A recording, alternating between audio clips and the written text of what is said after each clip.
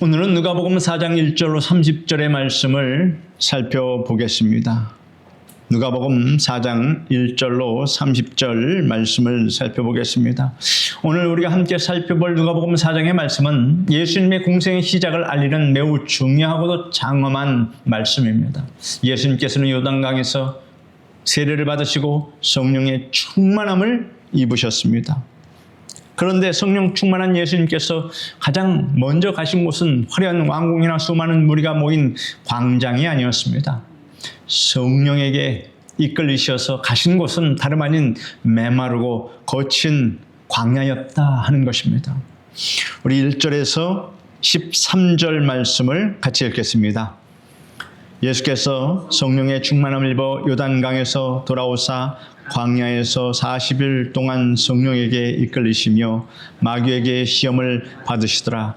이 모든 날에 아무것도 잡수시지 아니하시니 날수가 다함에 줄이신지라.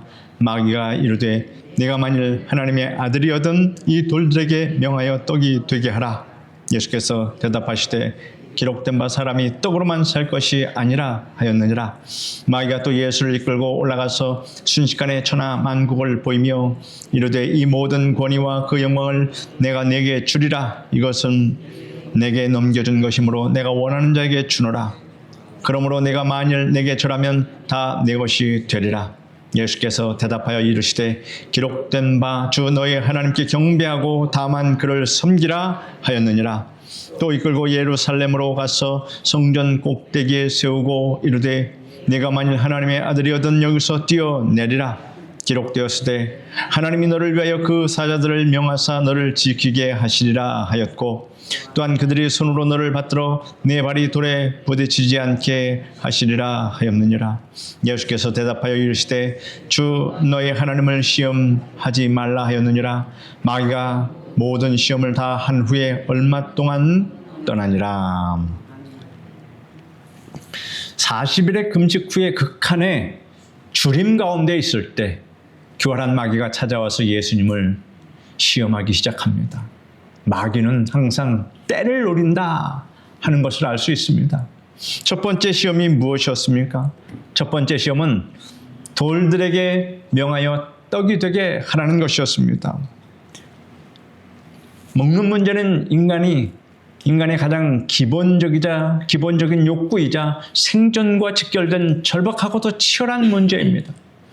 마귀는 내가 만일 하나님의 아들이거든 이라는 교묘한 말로 예수님의 정체성을 자극하면서 하나님이 주신 거룩한 능력을 자신의 육신적 필요를 채우는 데 은밀히 사용하라고 유혹합니다. 마귀도 굉장히 단수가 높습니다. 우리의 일상 속에서도 이러한 달콤한 유혹은 끊임없이 우리의 마음의 문을 두드립니다. 당장 눈에 보이는 이익, 육신의 평안함, 물질적인 풍요를 위해서 하나님의 거룩한 말씀을 적당히 타협하라는 세상의 속삭임입니다.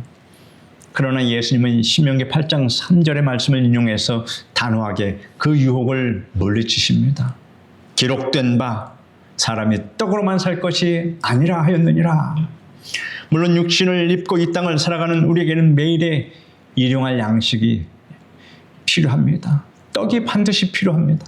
하지만 인간은 흙으로 돌아갈 육신으로만 지어진 존재가 아니기에 하나님의 입으로 나오는 영원한 생명의 말씀으로 살아가는 존귀한 영적인 존재다 하는 것입니다. 짐승과 다른 존재로 하나님이 우리를 만드셨습니다.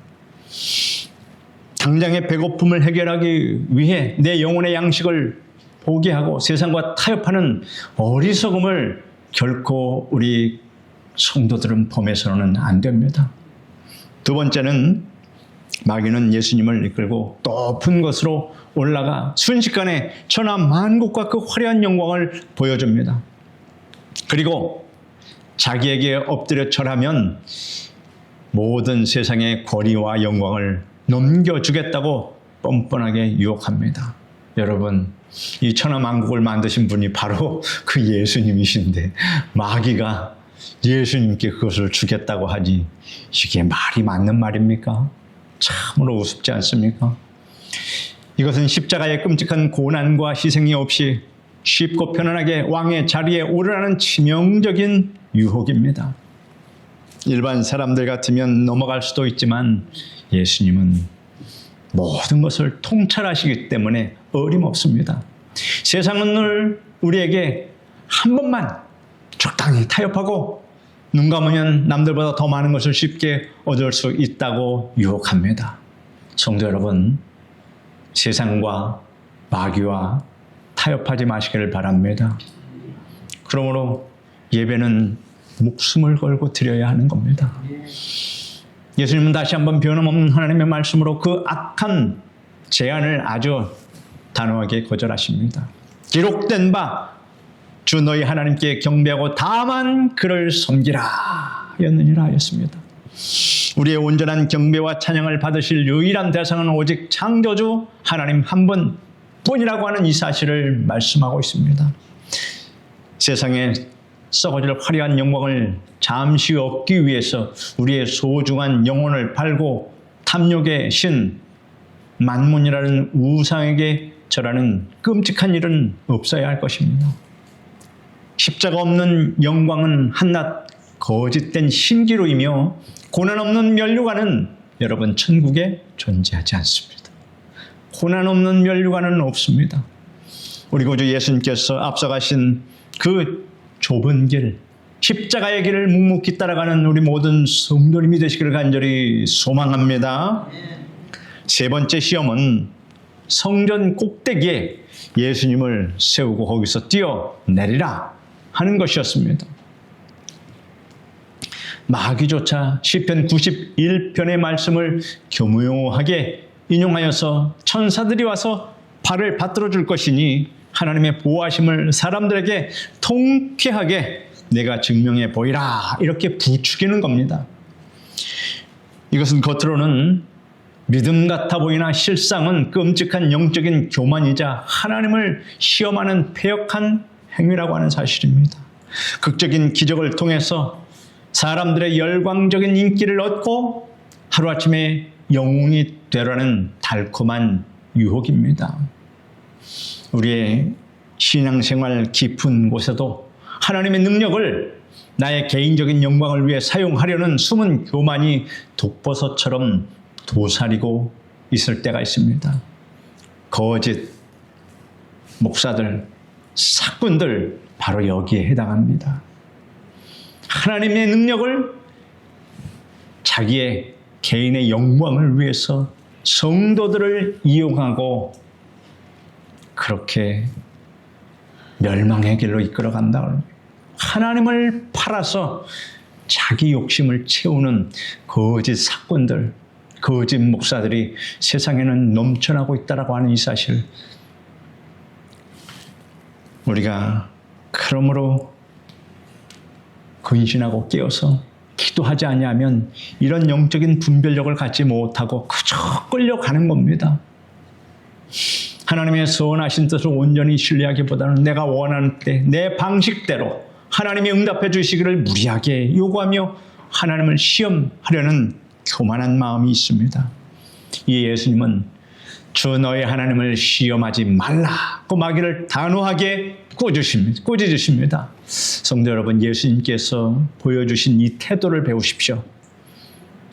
하나님의 말씀에서 벗어나고 사탄 그 뒤에 사탄 마귀가 그 배후에 있다면 그들과 사랑으로 교제하고 그들과 타협하고 대화하고 좋은 게 좋은 것 아니냐, 주 안에서 함께하는 것 아니냐. 여러분, 이렇게 하면 안 된다는 것을 예수님이 보여주시는 겁니다.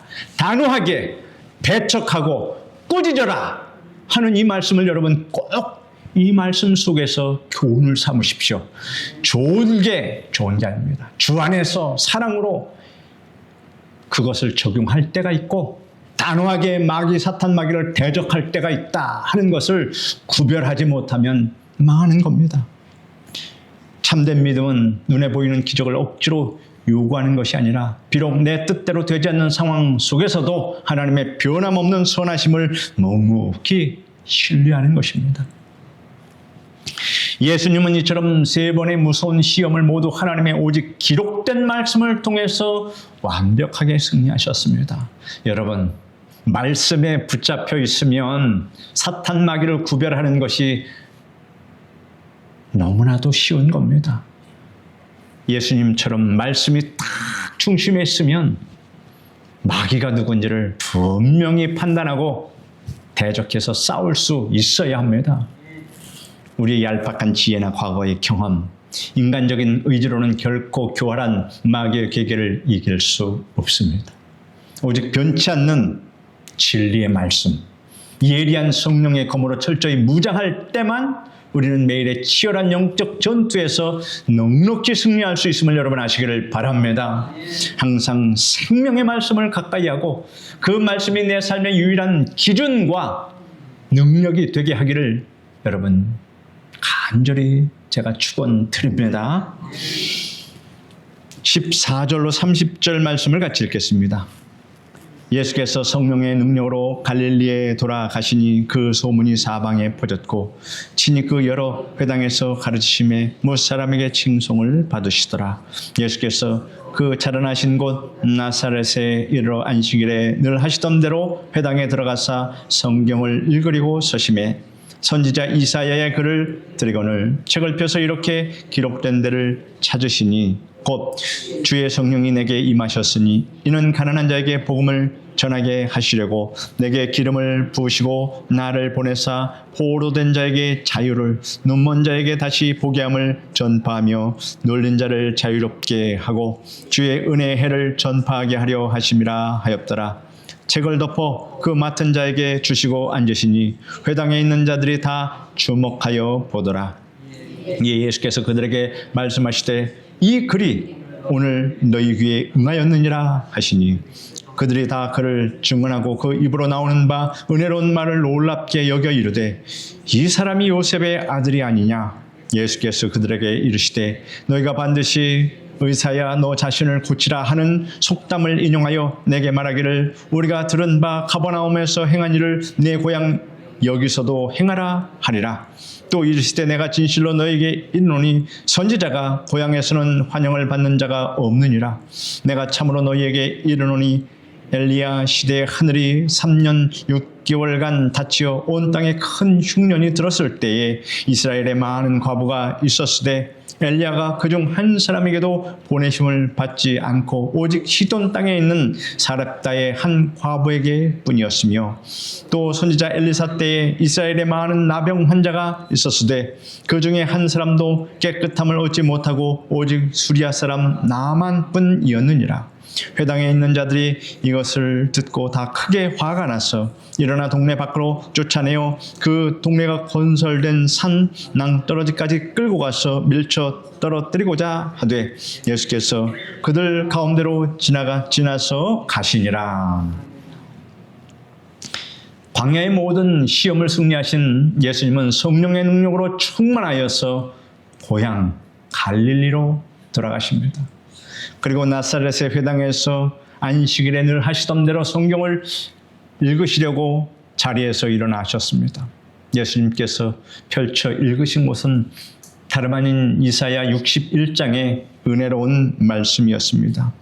주의 성령이 내게 임하셨으니 이는 가난한 자에게 복음을 전하게 하시려고 내게 기름을 부으시고 나를 보내사 포로된 자에게 자유를 눈먼 자에게 다시 보게 함을 전파하며 눌린 자를 자유롭게 하고 주의 은혜의 해를 전파하게 하려 하심이라 하신 말씀이었습니다.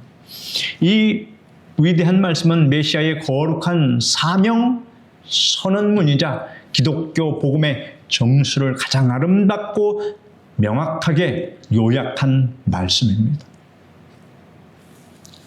예수님은 누구를 위해 이 땅에 오셨습니까? 세상에 권력을 가진 자나 스스로 배부르다 여기는 자들이 아니라 가난하고 억눌리고 눈먼 자들에게 기쁜 소식을 전하러 이 땅에 오셨습니다. 여기서 말씀하는 가난한 자는 단순히 주머니에 돈이 없는 물질적인 빈곤만을 의미하지는 않습니다. 심령이 철저히 가난하여 하나님의 크신 은혜가 아니면 다 단 하루도 숨 쉴 수 없음을 고백하는 모든 겸손한 영혼들을 말합니다. 우리는 모두 죄의 사슬에 묶인 보로된 자였고 영적인 눈이 멀어 생명의 진리를 전혀 보지 못하던 불쌍한 자였으며 삶의 무거운 짐과 율법에 짓눌려서 고통받았던 자들이었습니다. 그런 소망 없던 우리에게 예수 그리스도께서 찬란한 빛으로 우리에게 찾아오셨습니다. 예수님의 보배로운 십자가 피로 우리는 죄와 사망의 끔찍한 사슬에서 영원히 벗어나 참된 자유를 얻게 되었음을 감사하시기를 바랍니다. 어두웠던 영적인 눈이 밝히 열려 창조주 하나님을 아버지라 친밀하게 부를 수 있는 놀라운 특권도 우리는 받았습니다.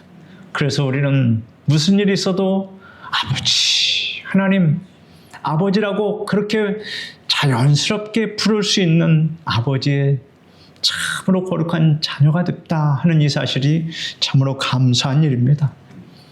주님께서 기쁨으로 선포하신 주의 은혜의 해는 곧 빚진 자들의 모든 빚을 조건 없이 탕감해주고 노예를 고향으로 돌려보내주는 아주 복된 희년을 의미합니다.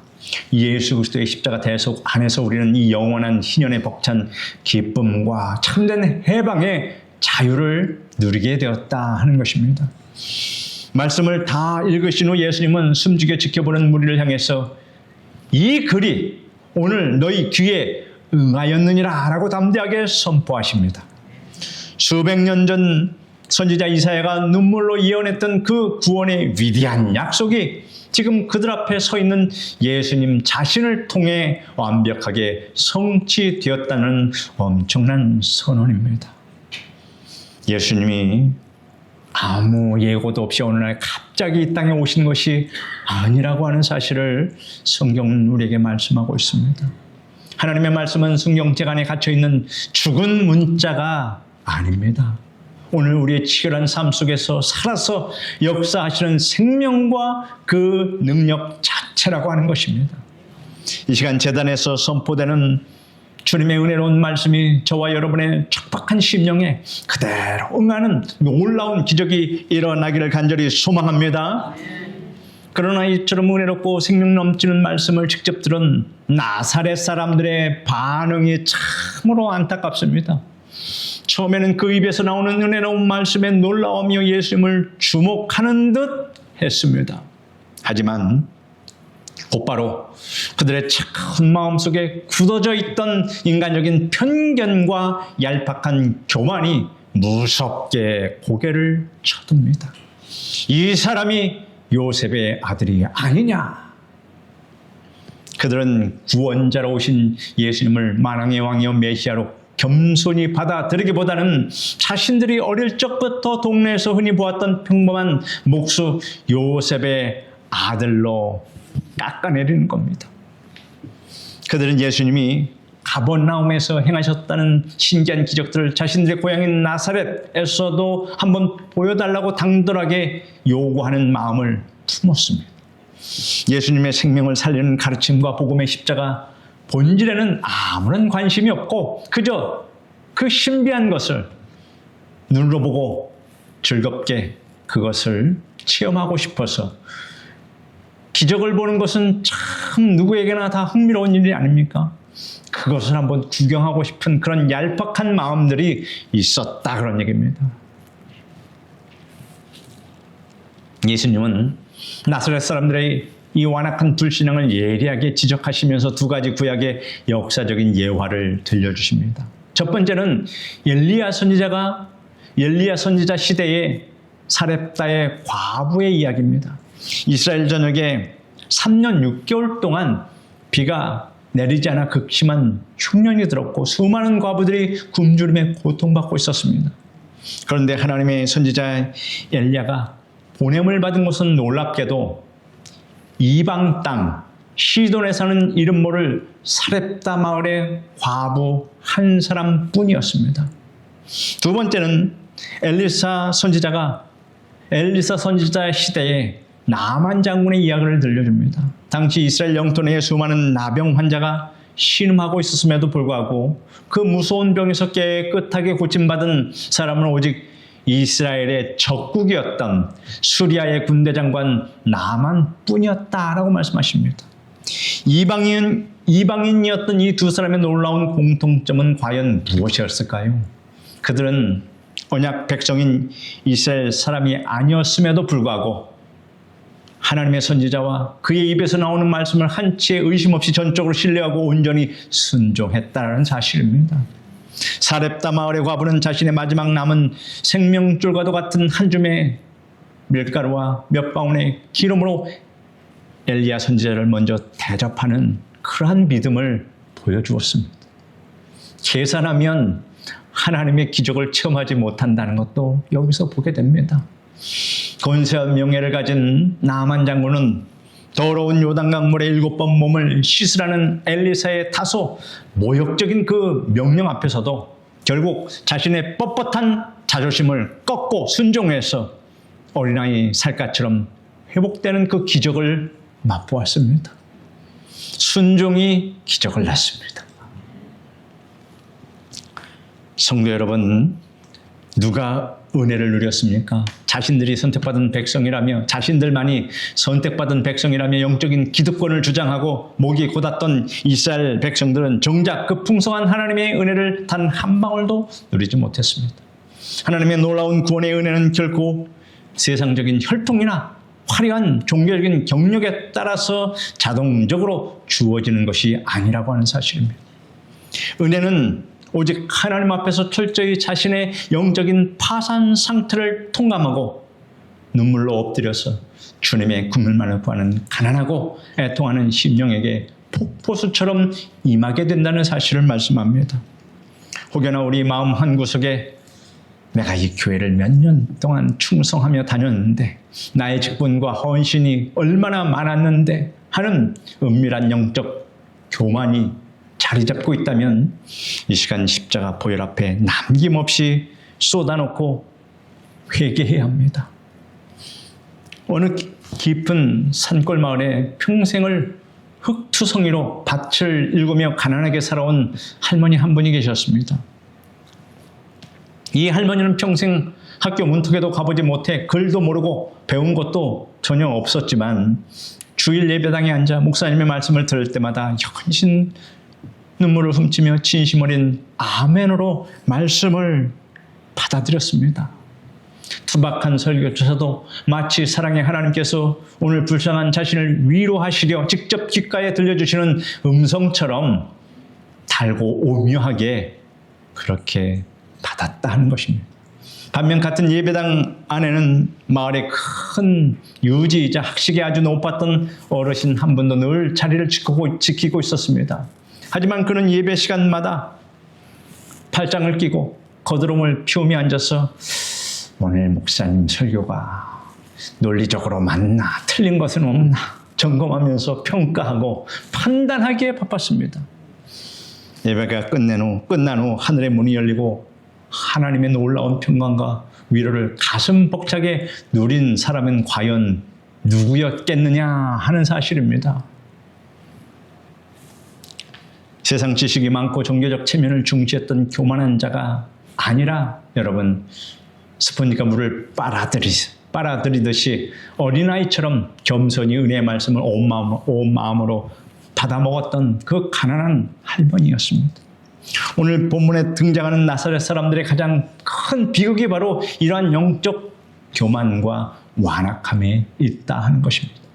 그들은 자신들의 폐부를 찌르는 예수님의 예화와 말씀을 듣고도 가슴을 치며 회개하기는커녕 도리어 크게 분노하여 살기를 띠고 일어났습니다.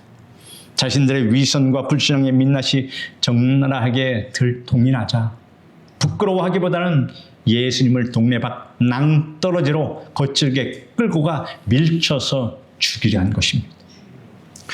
우리는 하나님의 날선 검과 같은 말씀이 우리의 꼭 감추고 싶은 죄와 허물을 뼈아프게 찌를 때 자존심 상해하며 분노하거나 말씀을 외면해서는 안 됩니다.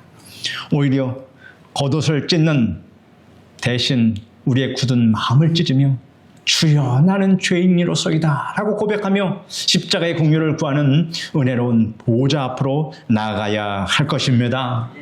살벌한 나사렛 사람들의 폭력적인 배척과 죽음의 위협 속에서도 예수님은 결코 두려워하거나 물러서지 않으시고 기적처럼 그들 한가운데로 당당하게 지나서 예수님 자신의 길을 묵묵히 걸어갔습니다. 그렇게 죽이려고 하는 살기등등한 그런 무리 속을 예수님이 도망친 것이 아니라 그 무리의 가운데를 뚫고서 당당하게 지나가셨다 하는 것입니다. 세상 사람들의 조롱과 거절 그리고 아무리 거센 핍박의 폭풍이라 할지라도 골고다 십자가를 향해 걸어가신 예수님의 위대한 구원 사역을 결코 그들은 막을 수 없었습니다. 사랑하는 성도 여러분, 오늘 우리는 과연 어떠한 마음의 태도로 주님의 십자가 앞에 서 있습니까? 매일매일 숨막히게 다가오는 삶의 치열한 광야 속에서 여전히 썩어질 세상의 떡과 헛된 명예만을 구하며 마귀의 달콤한 유혹에 속절없이 흔들리고 계시지는 않습니까? 아니면 나의 모든 연약함을 인정하고 오직 십자가의 보혈을 의지하며 성령의 검인 기록된 말씀으로 담대히 세상을 이기며 나아가고 계십니까? 우리의 얄팍한 지혜와 육신의 힘으로는 도저히 이 험한 세상을 이길 수 없음을 정직하게 고백하며 엎드리시기를 바랍니다. 광야에서 마귀를 물리치셨던 예수님께 충만하게 임했던 그 성령의 능력이 오늘 험한 세상을 살아가는 우리에게도 절실하게 필요합니다. 나사렛 회당에서 예수님께서 기쁨으로 선포하셨던 은혜의 해, 그 참된 해방과 자유의 기쁨이 저와 여러분의 가정과 삶 구석구석에 강물처럼 흘러넘치기를 간절히 소망합니다. 기도하겠습니다. 거룩하신 하나님, 우리의 신앙의 참된 길을 예수님께서 오늘 우리에게 보여주셨습니다. 사단 마귀의 시험에 우리가 어떻게 단호하게 하나님의 진리의 말씀으로 그들을 대적하며 물리치며 진리를 선포하며 나아가야 할지도 깨닫게 하여 주시니 감사합니다. 그러므로 하나님의 진리의 말씀, 생명의 말씀을 늘 우리 마음속에 간직해서 어떠한 사단의 도전에도 공격에도 말씀으로 무정하여 이를 다 물리치고 나가게 하여 주시옵소서. 교만한 우리의 모든 것을 다 깨뜨리고 늘 말씀 앞에서 겸손하여서 하나님께 온전히 영광 돌리며 살아가게 도와 주시옵소서. 예수님의 이름으로 기도드립니다. 아멘.